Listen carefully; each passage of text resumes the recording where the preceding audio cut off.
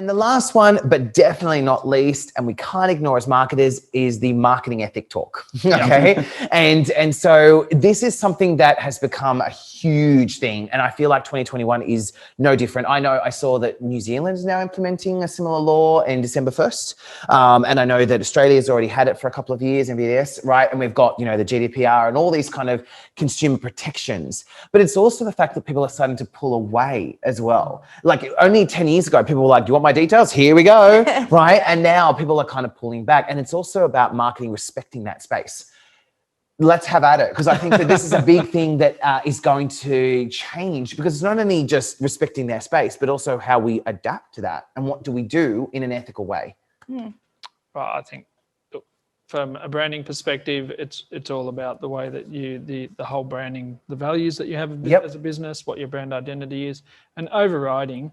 I think you mentioned earlier, Arielle, it takes a whole journey to build trust. Yes. It takes a very long time to build trust. That. Takes a couple of seconds to lose it. Yeah. And once you've lost it, it's very, very hard to get it back.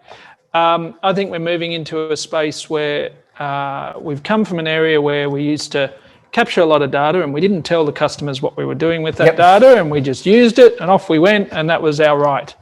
Now we're moving to this space where actually you've got to flip it on its head and build trust with the customer in the data space, which is to have that. It's a privilege. Yeah. So now, if we're going to use your data, we're going to be really, really clear and upfront. And that being clear and upfront doesn't mean that click on this 20 to 30 page agreement that's written in font size 4 that you'll never read.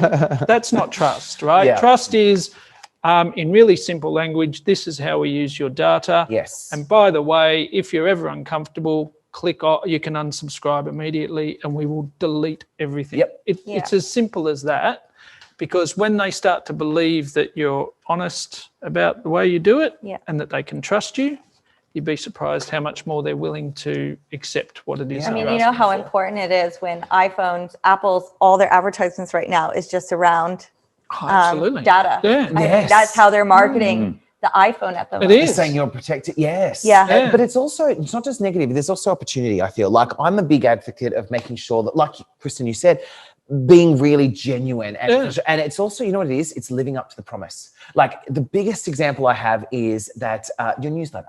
Okay. The biggest problem that you get with unsubscribes is because you're not delivering what you promised. Like you say, sign up here for this. And then people sign up and then you give them something else. And they go, well, this is not what I'm here for. And I feel unsafe. And they leave. Whereas if you say, this is, like you said, if you message it as, this is what we're doing, we're not using or selling your data in the wrong way, we're literally catering some content for you to learn. Then that's what I've done with mine. And I get lots of signups, which I couldn't believe. And now I'm not getting any unsubscribes, because I'm basically saying this is what we promised. Yeah. This is what we're giving, no more, no less. Yep. Yeah. And there's and the genuine is there. Yeah. And so it's also, it's not just a negative, it's an opportunity. It is a massive opportunity. But in respect to your customer. Comes back, Mike, you must have lines on this. For me, it just comes down to trust. Yeah. In everything we do in business, everything with a customer, it's all about trust.